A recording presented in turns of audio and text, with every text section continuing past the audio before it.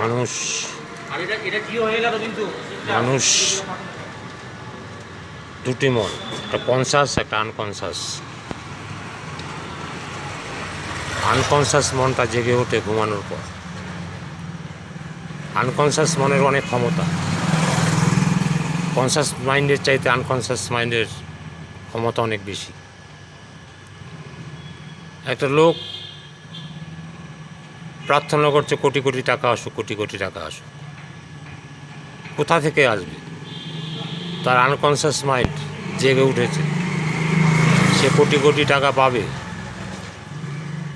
কিন্তু সে সেই রকম কোনো কর্ম করছে না। অন্তত একটা লটারি টিকিট কাটুক, তবে না আনকনসাস মাইন্ডের সেই জাগ্রত হবে।